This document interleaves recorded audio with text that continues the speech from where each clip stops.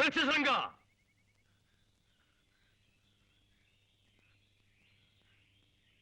നീ എവിടെയായിരുന്നു?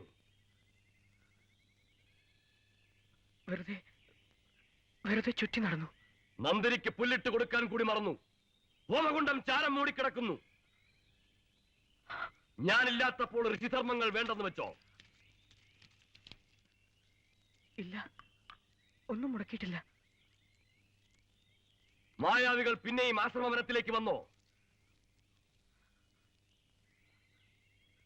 വന്നില്ല, ആരും വന്നില്ല. നിനക്ക് മന്ത്രസിദ്ധിയുണ്ട്, പക്ഷേ ഏകാഗ്രതയില്ല. ഏകാഗ്രത നഷ്ടപ്പെട്ട മനസ്സിൽ അവിദ്യ കടന്നുകൂടുന്നു. ഞാൻ പറയാറില്ലേ,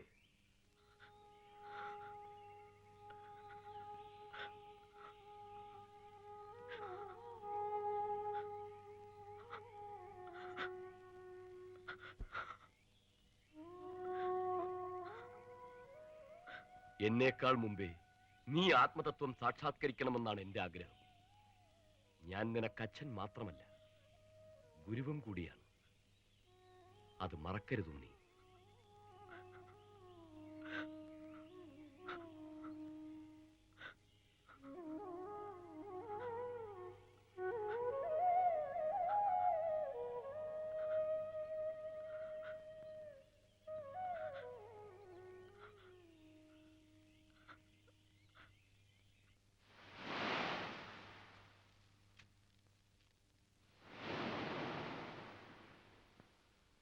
എന്റെ ആജ്ഞ ധിക്കരിച്ചാൽ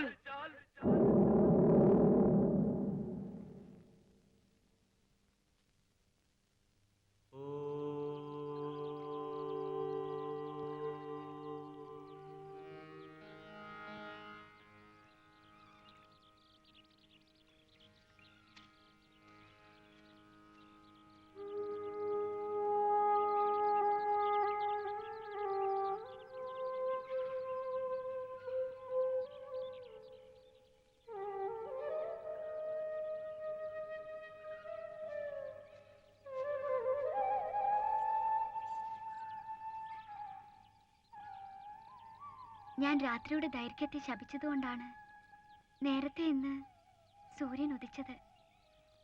പൊയ്ക്കൊള്ളൂ. ഉഷധ്യാനമൊന്നും നിങ്ങളുടെ ആചാരത്തിലില്ലേ? കളിച്ചു നടന്ന് ഞാൻ ധ്യാനം മറന്നു. ജപം മുടങ്ങി. അച്ഛനോട് അസത്യം കൂടി പറഞ്ഞു. എന്റെ തെറ്റ്. ഞാനിനി കാണാൻ വരുന്നില്ല. കുമാരൻ ആശ്വസിക്കാം.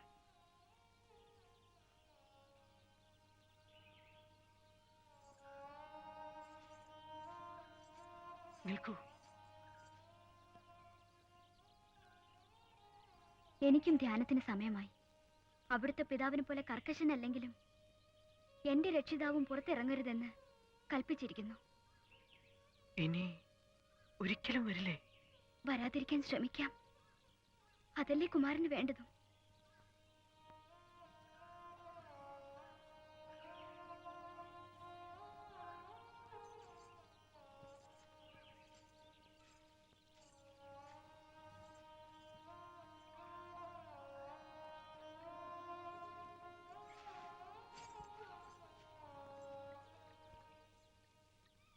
നമുക്ക് മടങ്ങാം.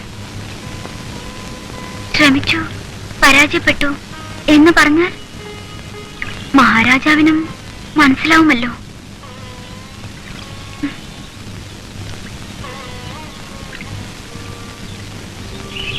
മുനികുമാരന്റെ കുറ്റബോധം കണ്ടപ്പോൾ എനിക്ക് എന്നോട് തന്നെ വെറുപ്പ് തോന്നി.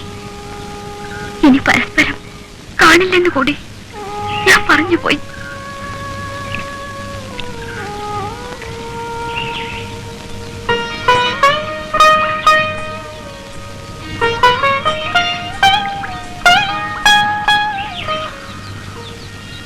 യാത്ര പുറപ്പെടുമ്പോൾ എനിക്കൊരു സ്വപ്നമുണ്ടായിരുന്നു. മഴമേഘങ്ങൾ പെരുമ്പറ മുഴക്കുന്ന മാനം, പുതുമഴ ഏറ്റുവാങ്ങി കോരിത്തരിച്ച ഭൂമി, അംഗരാജ്യത്ത് മുഴുവൻ ആഘോഷം, ആനന്ദ നൃത്തം, ഗ്രാമണികളുടെയും പൗരമുഖ്യരുടെയും അഭിവാദ്യം സ്വീകരിച്ച് കൊട്ടാരത്തിന് മുകളിൽ മഹാരാജാവ്. ജനക്കൂട്ടത്തിനിടയിൽ നിന്നും ഞാൻ നോക്കുമ്പോൾ മഹാരാജാവ് വലത്തെ മാറിൽ ചേർത്ത് പിടിച്ച് മൂർധാവിൽ മുകർന്ന് ജനാവലിയോട് പ്രഖ്യാപിക്കുന്നു, ഈ നാടിനെയും എന്നെയും രക്ഷിച്ച വൈശാലിയെ വാഴ്ത്തുവിൻ. അംഗരാജ്യത്തെ രക്ഷിച്ചത് ഇവൾ, ഇവൾ, ഇവൾ എന്റെ മകൾ.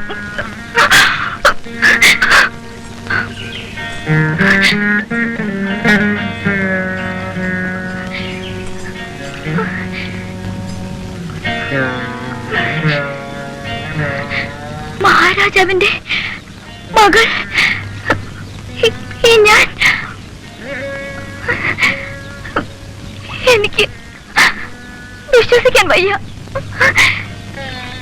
അച്ഛനാരെന്നറിയാത്ത മക്കളെ വളർത്തേണ്ടി വരുന്ന ചമ്പാപുരിയിലെ 1000 വേശ്യകളുടെ കൂട്ടത്തിൽ ഒരുത്തി അമ്മയെപ്പറ്റി നീ ധരിച്ചത് അതാണോ?